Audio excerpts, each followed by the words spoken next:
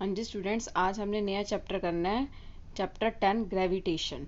Okay, तो in chapter 8 and 9 we have learn about the motion of the object and the force as the cause of the motion. मतलब chapter number 8 और chapter 9 में हमने motion और force के बारे में पढ़ा था।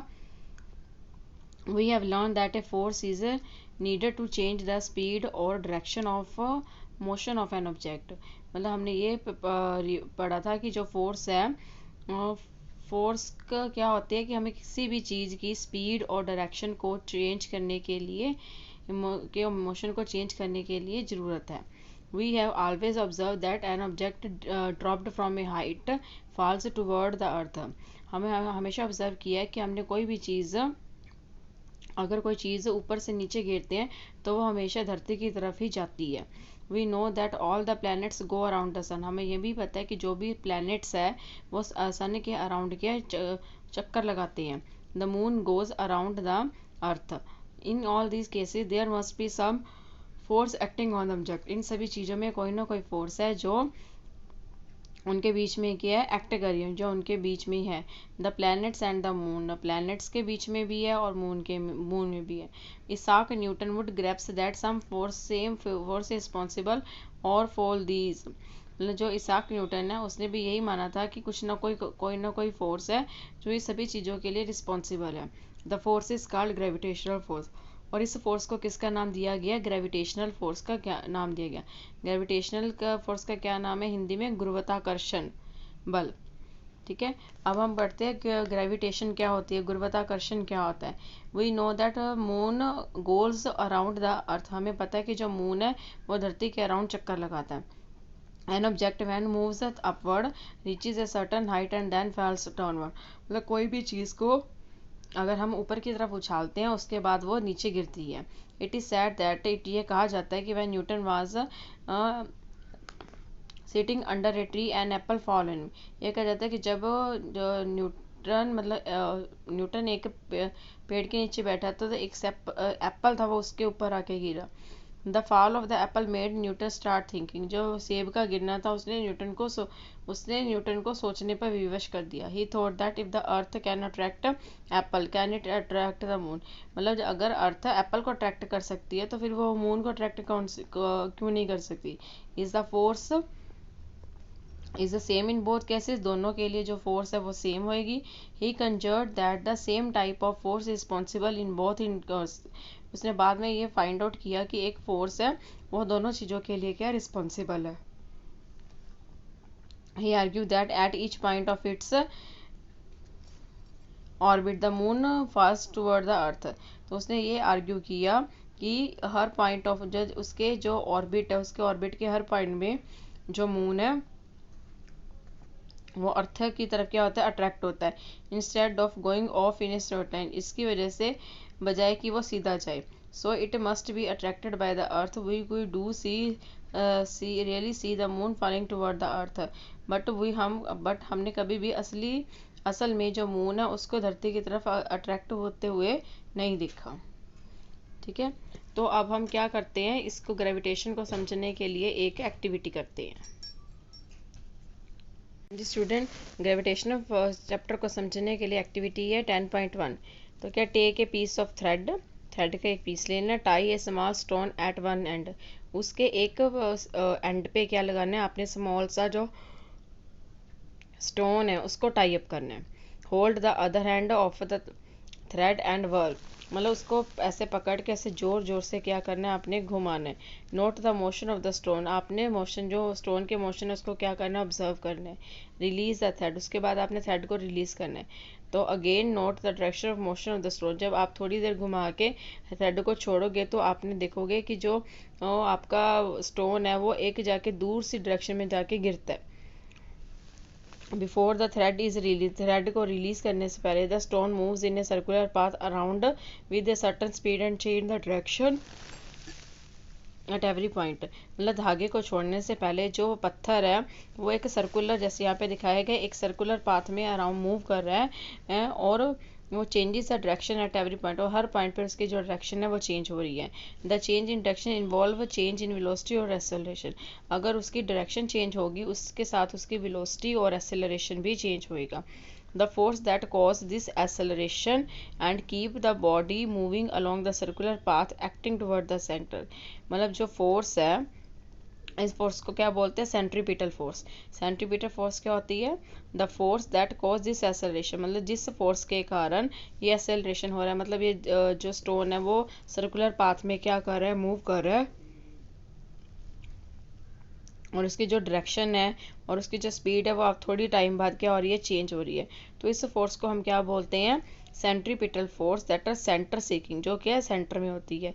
इन the absence of this force the stone flies off on a straight line, अगर ये फोर्स नहीं है तो जो स्टोन है वो फ्लाई की तरह एक सीधी लाइन में जाएगा। This straight line will be tangent to the circular path, ये जो स्ट्रेट लाइन है, ये जो स्ट्रेट लाइन है वो सर्कल के क्या टेंजेंट है। लाइक दिस, जैसे यहाँ पे दिखाया हुआ है एक सर्कल है और उसके पास ये ऊपर जो लाइन स्ट्रेट लाइन जा रही है वो उसके साथ क्या बना रही है, टेंजेंट बना रही है। The motion of the moon around the earth is due to centripetal force, मतलब जो मून का मोशन है धरती के अराउंड वो किसकी वजह से है, सेंट्रीपिटल फोर्स की वजह से है। The centripetal force is provided by the force of attraction of the earth, जो सेंट्रीपिटल फोर्स को कौन प्रोवाइड करता है, फोर्स ऑफ अट्रैक्शन, मतलब धरती की जो अट्रैक्शन है, धरती का जो फोर्स ऑफ अट्रैक्शन है वो सेंट्रीपिटल फोर्स को उत्पन्न करती है। ठीक है, if there no such force the moon pursues a uniform straight line, अगर ऐसी कोई भी फोर्स नहीं है तो जो मून है वो एक सीधी लाइन में मूव करेगा। It is seen that a falling apple is attracted toward the earth. Does the apple attract the earth? If so, we do not see the earth moving toward the apple. मतलब ये भी हमेशा देखा जाता है कि जो फॉलिंग एप्पल या कोई और फ्रूट है वो धरती की तरफ अट्रैक्ट होता है, बट ये क्या असल में है कि जो एप्पल है, डज द एप्पल अट्रैक्ट अर्थ, मतलब जो अर्थ है एप्पल है वो अर्थ को अट्रैक्ट करता है। अगर ये हुआ, we not see the earth moving toward the, तो हमने कभी नहीं देखा जो अर्थ है वो एप्पल की तरफ मूव कर रही है, ऐसा क्या है। ठीक है, then according to third law of motion the apple does attract the earth, but according to the second law of motion for a given force the acceleration is inversely proportional to the mass of an object. acceleration is always inversely proportional to the mass of the object. The mass of apple is negligible as compared that of the earth, मतलब Apple का जो मास है वो as compared to earth वो क्या negligible है। so we do not see the earth moving toward the apple, इसलिए हमने कभी भी अर्थ को एप्पल की तरफ मूव करते हुए नहीं देखा। extend in some argument why earth does not move toward the moon. in our solar system all the planets go around the sun, मतलब हमारे सोलर सिस्टम में जो सारे प्लैनेट है वो सन के अराउंड चक्कर लगाते हैं। By arguing the same way we can say that there exist a force between sun and planet, तो हम ये भी कह सकते हैं कि फोर्स एक सन और प्लैनेट के बीच में एक फोर्स क्या करती है, एग्जिस्ट करती है। From the above this fact Newton ने कंक्लूड किया that only does the earth attract an apple and the moon but all the object in the universe attract each other, तो न्यूटन ने क्या कंक्लूड किया कि सिर्फ एप्पल और जो मून है वो धरती की तरफ अट्रैक्ट नहीं होते, बट इट मीन्स यहाँ पे कोई ना कोई फोर्स है जो धरती की यूनिवर्स की हर चीज़ को एक दूसरे से क्या करवा रहा है, अट्रैक्ट करवा रहा है। So this force of attraction between object is called gravitational force, तो इस तरह जो फोर्स ऑफ अट्रैक्शन है बिटवीन द ऑब्जेक्ट को, उसको क्या नाम दिया, ग्रेविटेशनल फोर्स का। नेक्स्ट हम करते हैं यूनिवर्सल लॉ ऑफ ग्रेविटेशन क्या होता है। Every object in the universe attract every other object with a force which is proportional to the product of their masses and inversely proportional to the square of the distance between them. When we take these two spheres, one of the mass having m, capital M, and the second is the mass is small m, and d is the distance between their centers. तो according to universal law of gravitation, every object in the universe attract every other object in with a force. मतलब universe में हर कोई object है वो दूसरे object को एक force के साथ अपनी तरफ खींच रहा है। जो फोर्स है it is proportional to the product of mass. वो जो फोर्स है उनके मासेस का प्रोडक्ट है। And inversely proportional to the square of distance between them.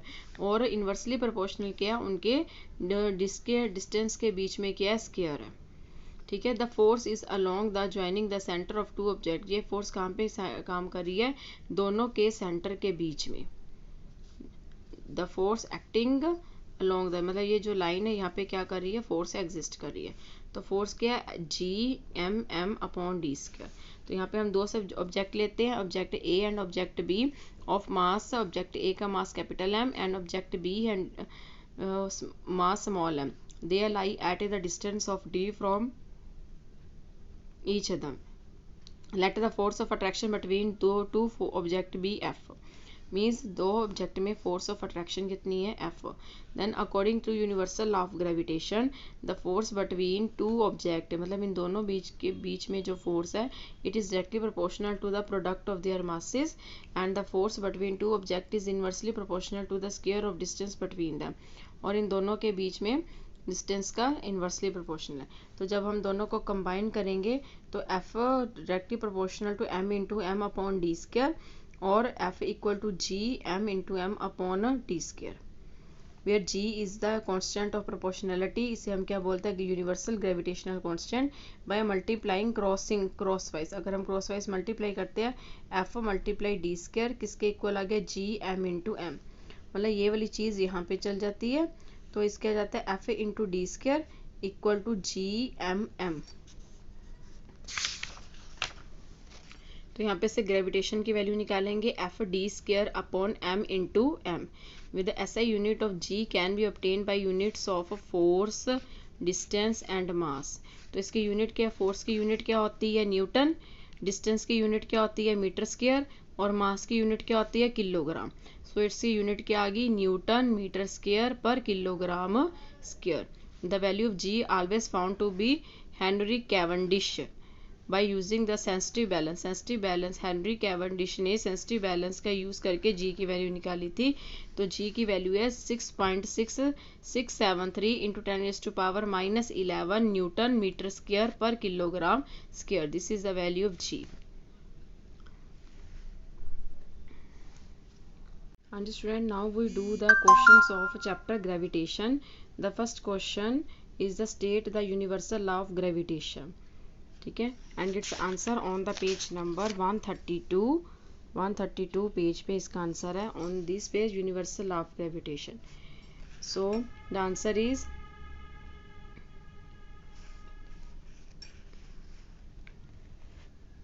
every object in the universe attract every other object with a force which is proportional to the product of their mass and inversely proportional to the square of distance between them. The force is along the line joining the center of these two objects. So this is the answer of define universal law of gravitation. Okay.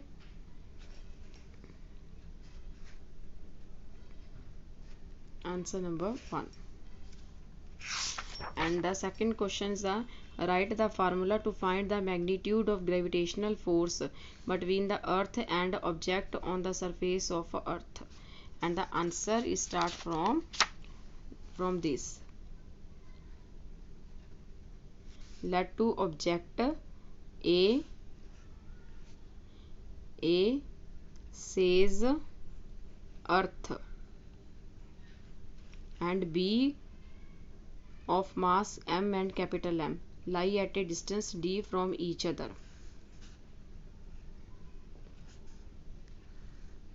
Let the force of attraction between these two objects be F. According to universal law of gravitation, the force between objects is directly proportional to the product of their masses, and the force between two objects is inversely proportional to the square of distance between them.